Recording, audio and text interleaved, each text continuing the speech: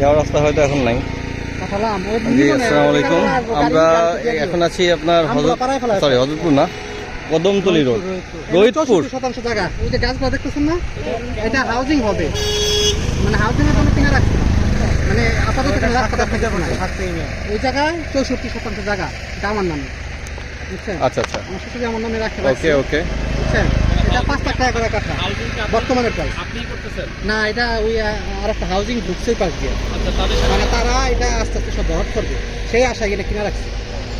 ওকে, এখন এই অবস্থা কিনলে 5 লাখ। না, এটা হলো যে প্রবীণ মিত্র আছে না, অভিনেতারে। হ্যাঁ প্রবীণ, চিনি চিনি। ওনার বাবা তো জমিদার ছিল, ওনাদের অনেক সয় সম্পত্তি আছে। ওনার এই প্রবীণ মিত্র জায়গায় এটা আমরা কিনছি ওনার কাছে। ওনার আরও জায়গা আছে, মারা গেছে। হ্যাঁ, ওনার ওয়াইফ, ওনার মেয়ে আছে। এই ঈদের আগে আমি যে রেজিস্ট্রি করে আসছি ওনার বাসায়। আপনি কত করে নিয়েছিলেন?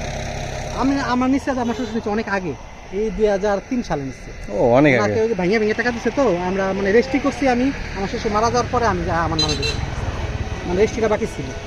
মানে বায়না চুক্তি দিচ্ছে, এটা অনেক আগে দেয়, বুঝছেন?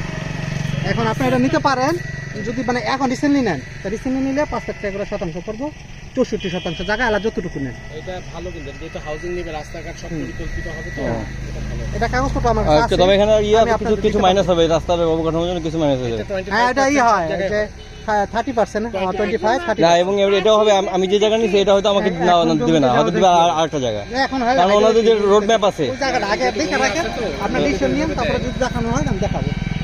এটা কদমতলী রোড না এটা? হ্যাঁ, এটা এখান থেকে কোনা আছে, কদমতলী এখান থেকে 3 কিলো। হ্যাঁ, গুলিস্তান থেকে বান্দুরা। আচ্ছা আচ্ছা, ও আচ্ছা, গুলিস্তানের গাড়িগুলো নাকি?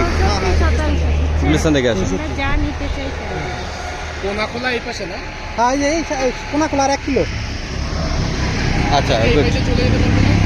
এই পাশে চলে যায়, আর দুটো দেখা আছে, দেখা যান।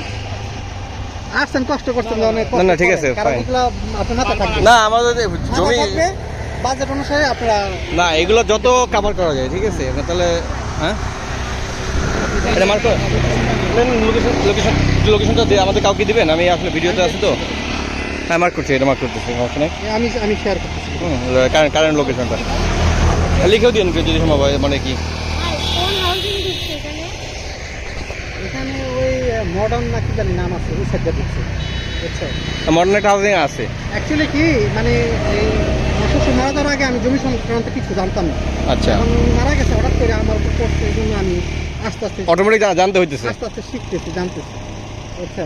কারণ উনি সব বিল করতো, আর ওই যে ওনার ডাইনার ছিল, ওই যে ছিল।